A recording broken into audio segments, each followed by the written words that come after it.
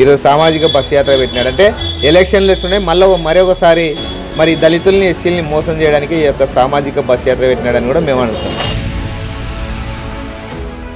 మరి మాకు ఇచ్చిన ల్యాబ్ యాక్ట్ ప్రకారం మరి ఒక జీవో అనేది మాకు ఎంత కూలి ఉండాలని మరి వచ్చినప్పుడు మీరు అది ఎందుకు అమలు చేయరు?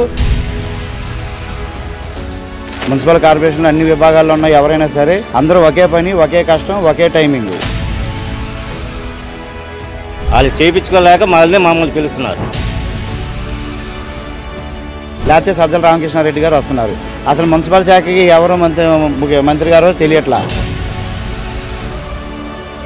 అధికారంలోకి రాకముందు నేను దళిత పక్షవాతిని, నేను దళితులకు న్యాయం చేస్తాను, లేదంటే ఈ ఎస్సీ ఎస్టీలకు సంబంధించినటువంటి వారి అభివృద్ధికి నేను తోడ్పడతానని ఆ రోజు చెప్పినటువంటి వైఎస్ జగన్మోహన్ రెడ్డి గారు మరి అధికారంలోకి వచ్చిన తర్వాత ఎస్సీ ఎస్టీ సప్లాన్లకు సంబంధించి 3 ముక్కలాటగా దాన్ని 3 ముక్కలు చేశాడు. మరి అది ఎవరి కోసం చేశారంటే వాళ్ళ యొక్క కార్యకర్తల కోసము దాన్ని విభజించి వాళ్ళకు ఒక చైర్మన్ పదవులు ఇవ్వాలని చెప్పేసి ఒక ఎస్సీ కార్పొరేషన్ దాన్ని 3 చేశాడు. మాలా, రెల్లి, మాది అనేది. మరి ఇది ఎంతవరకు సమంజసమని అడుగుతున్నాం. పోనీ 3 చేశాడు. ఆ 3 చేస్తే 3 దానిలకు సంబంధించి ఏ ఒక్క రూపాయి అయినా కేటాయించాడా? ఎస్సీ కార్పొరేషన్ల ద్వారా లోన్లు ఇస్తున్నాడా? మేము ప్రశ్నిస్తూ ఉన్నాం. మరి ఇప్పటికైనా కానీ 4.5 సంవత్సరం పూర్తవుతూ ఉంది. రేపో మాపో ఎలక్షన్ డేట్ కూడా రాబోతూ ఉంది. మరి ఏ రకంగా మరి దళిత పక్షపాతి దళితులకు న్యాయం చేస్తూ ఉన్నాడని కూడా మేము ఈ సందర్భంగా అడుగుతూ ఉన్నాం. మరి ఇప్పటికైనా తక్షణమే దళితులకు న్యాయం చేయాలని చెప్పేసి మేము డిమాండ్ చేస్తూ ఉన్నాం. మరి భారత రాజ్యాంగంలో మరి అంబేద్కర్ గారు ఇచ్చినటువంటి మరి రాజ్యాంగంలో కల్పించినటువంటి హక్కులను కూడా ఈరోజు మరి మన జగన్మోహన్ రెడ్డి గారు ముఖ్యమంత్రి గారు కాలరాస్తూ ఉన్నారు. ఇది కరెక్ట్ కాదని కూడా మేము అడుగుతూ ఉన్నాం. మరి ఇప్పటికైనా దళితులకు న్యాయం చేయాలి. ఎస్సీ ఎస్టీ సప్లాన్ నిధులకు సంబంధించి మరి బడ్జెట్లో అయితే 15,000 చిల్లర కోట్లు, 17,000 చిల్లర కోట్లు, దాదాపుగా 4 సంవత్సరాలు కలిపితే 60,000 చిల్లర కోట్లు అవుతుంది. మరి వాటిని ఏ మూలకు ఖర్చు పెట్టినంటే లేదు, అన్నీ కూడా ఇతర సంక్షేమ పథకాలకు దళితుల పేర్లు చెప్పి ఇతర సంక్షేమ పథకాలకు మలిస్తే అది ఎంతవరకు కరెక్టు? మరి దళితులకు న్యాయం చెప్పాలని మేము డిమాండ్ చేస్తూ ఉన్నాం. ఇప్పటికైనా కానీ దాదాపుగా 65,000 కోట్లు ఏ మూలకు పెట్టినాడని కూడా అడుగుతూ ఉన్నాం. ఎస్సీ కార్పొరేషన్ ద్వారా ఒక్కరికి కూడా ఇంతవరకు లోన్ ఇవ్వలేదు. ఎస్సీలకు సంబంధించి ఎవరు బాగుపడలేదు. ఎస్సీలకు సంబంధించిన నిరుద్యోగులు ఇంకా నిరుద్యోగులుగా అవుతూ ఉన్నారు, పేదవారు ఇంకా పేదవారుగానే అవుతూ ఉన్నారు. మరి ఏ రకంగా ఎస్సీలకు మరి పక్షపాతినని ఆయన చెప్పుకుంటా ఉన్నాడో మరి ఈరోజు సామాజిక బస్సు యాత్ర పేరుతో మరి ఎస్సీలకు న్యాయం చేసినానని, ఎస్సీ బీసీ మైనార్టీలకు న్యాయం చేసినానని ఈరోజు సామాజిక బస్సు యాత్ర పెట్టినాడు. అంటే ఎలక్షన్లు వస్తున్నాయి, మరొకసారి మరి దళితుల్ని ఎస్సీలని మోసం చేయడానికి ఈ యొక్క సామాజిక బస్సు యాత్ర పెట్టినాడని కూడా మేము అనుకుంటాం. గత 4 సంవత్సరాల్లో మరి వైఎస్ఆర్ ప్రభుత్వం వచ్చిన తర్వాత కూడా మరి ఇంతకు ముందు ఉన్నటువంటి దానికన్నా ఈ మధ్యకాలంలో మరి 4 సంవత్సరాల నుంచి కూడా దళిత మహిళలపైన, ఎస్టీలపైన, మైనార్టీలపైన మరి దాడులు జరుగుతూ ఉంటే వారిని ఈరోజు ప్రశ్నిస్తలేడు. నిమ్మకు నీరెత్తినట్టుగా వ్యవహరిస్తూ ఉన్నాడు. ఇన్నిసార్లు మేము ఆందోళనలు, ధర్నాలు అన్నీ చేస్తూ ఉంటే కూడా ఎస్సీ ఎస్టీ సంబంధించిన ఎమ్మెల్యేలు కానీ, ఎస్సీ ఎస్టీలకు సంబంధించిన మంత్రులు కానీ, ఈవెన్ ముఖ్యమంత్రి కానీ ఏ సంఘటన జరిగినా వాళ్ళ నియోజకవర్గాల్లో సంఘటన జరిగినా కానీ ఏ ఒక్క ఎస్సీ మంత్రి కూడా, ఎస్సీ ఎమ్మెల్యే కూడా స్పందించడం లేదు.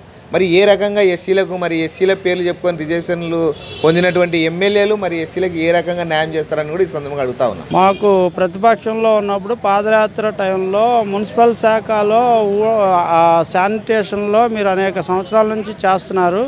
మీ శ్రమను అన్నీ మేము గుర్తించి మేము ఇప్పుడున్న అధికార పార్టీ చేయట్లేదని ఆ టైంలో మేము ఏ హౌస్ స్టోరింగా, కాంట్రాక్టా, లేదంటే ఏదనేది మేము పోల్చకుండా మీకు అందరికీ కూడా మేము పర్మనెంట్ చేస్తాము, మేము ఎటువంటి భేదాభిప్రాయాలు తీసుకురామని చెప్పి ఆ రోజున జగన్మోహన్ రెడ్డి గారు ప్రతిపక్షంలో ఉన్నప్పుడు పాదయాత్ర టైంలో మాకు హామీ ఇచ్చారు. కానీ మరి అవన్నీ మరిచి ఈ రోజున అధికారంలోకి వచ్చిన తర్వాత నాకు సమయం కావాలని అన్నారు. ఆ సమయం కూడా ఇచ్చుకుంటూ మా యూనియన్ తరఫున మా కార్మికులందరూ వచ్చారు.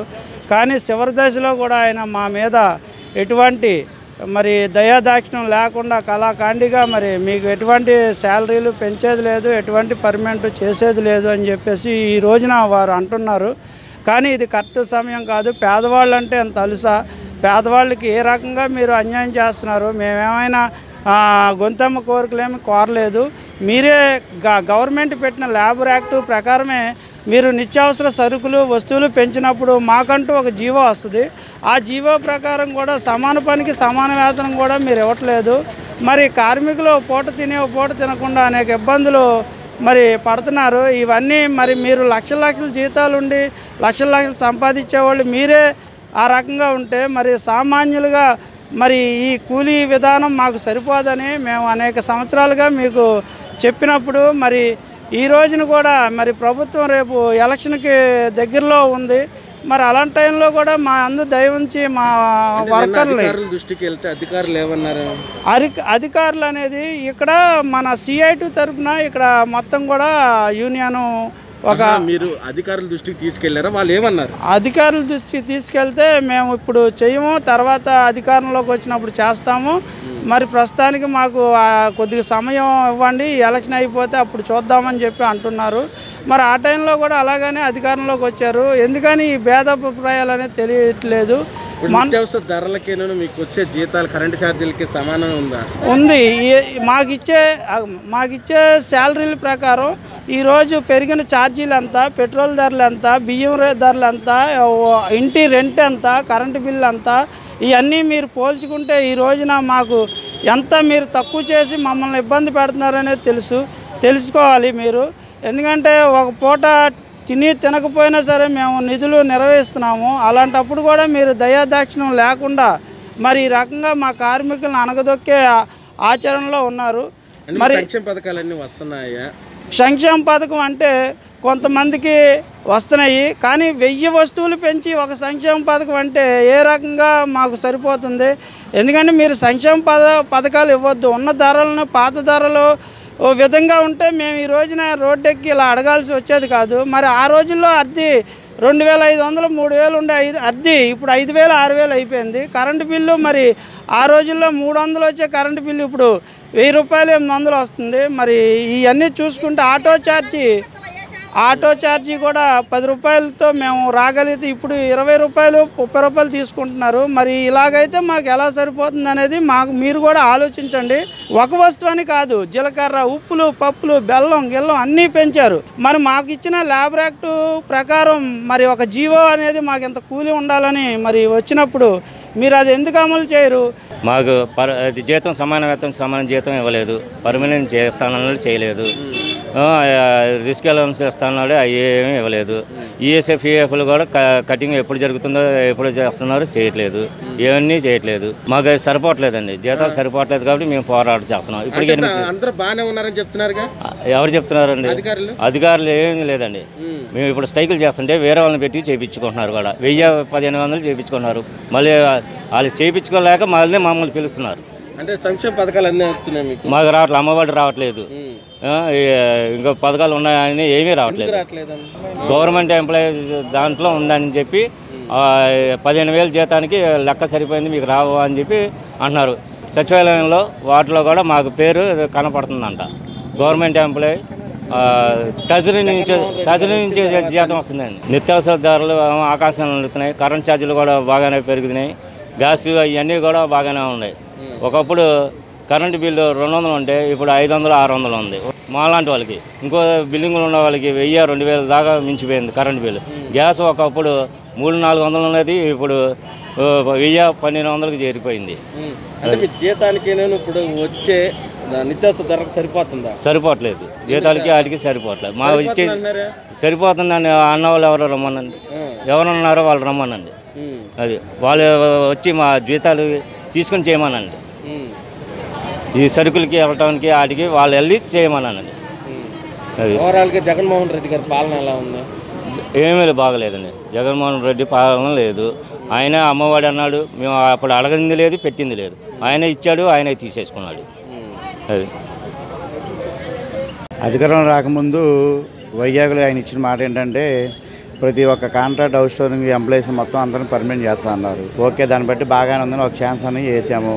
ఒక ఆడబిడ్డకి న్యాయం జరిగిద్ది అన్నాడు, ఒక మేనల్లుకి న్యాయం జరిగిద్ది అన్నాడు, ఒక మాకు అన్నదమ్ముడికి న్యాయం జరిగిద్ది అని నమ్మాము. సరే అప్పటి నుంచి చూసి ఓకే చేసాం, అంతా బాగానే ఉంది. కరోనా టైంలో అసలు మున్సిపల్ కార్పొరేషన్లో ఉన్న విభాగాలందరినీ ఇలాగ విడిదీయడం ఏమీ బాగోలా. అందరూ ఒక ఐకమత్యంగా ఉన్నప్పుడు అంతా ఇప్పుడు ఆ విభాగం ఈ విభాగం మున్సిపల్ కార్పొరేషన్లో అన్ని విభాగాల్లో ఉన్న ఎవరైనా సరే అందరూ ఒకే పని, ఒకే కష్టం, ఒకే టైమింగ్. ఇప్పుడు వాటర్ సప్లై ఉంది, ఉదయం 4 గంటలకు వెళ్ళి వాల్స్ ఇప్పాలి, నేనే ఇప్పాలి వాస్తవానికి అయితే. తర్వాత పైప్ లైన్లు ఉన్నాయి, పైన రోడ్డు మీద లేవుగా, స్తంభాలు కండిషన్ లేవుగా, అవి కింద భూమిలో ఉన్నాయి. అవి ఎక్కడ ఉన్నాయి మీకు?